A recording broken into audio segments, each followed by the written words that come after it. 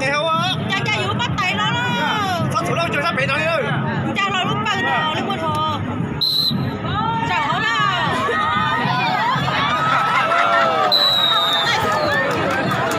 Nó cười thôi. Nó cười Rồi đây họ gì? Rồi đây họ. sao mà nó cho tiếng sự ở đây nó cho rất tốt này. Sao mà họ cho thành các bạn đó? À cây dấu của nó bị rất nhiều á. Có không khen chứ mà gì? Khen rứa, không khen rứa. Không khen rứa. Không khen rứa.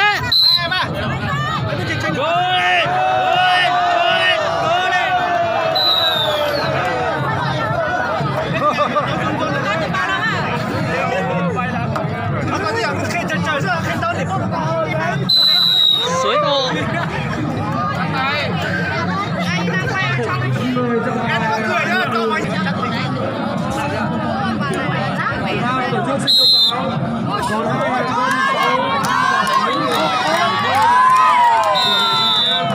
Đây là người trẻ thua người già.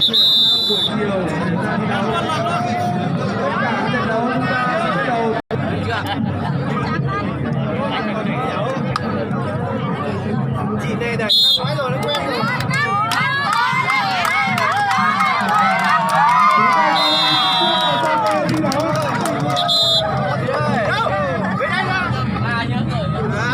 Của thủ đô Quang Yên lấy vận động viên ra vào sân. Đấy, chủ tịch phải thế này.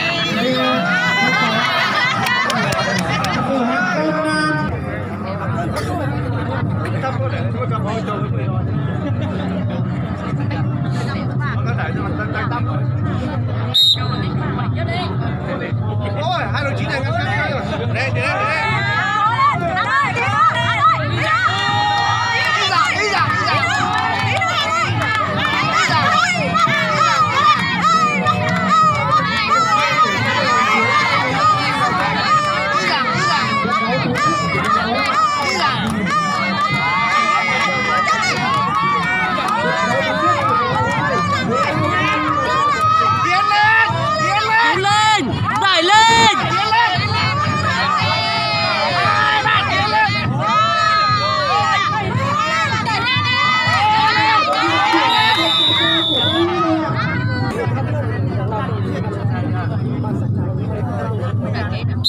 Ba chân to gấp 10.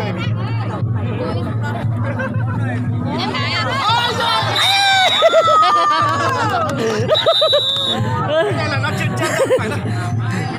Bây giờ là nhét hoa thôi. Làm luôn đi. Làm luôn đây. Làm luôn đi không phải nghỉ nữa.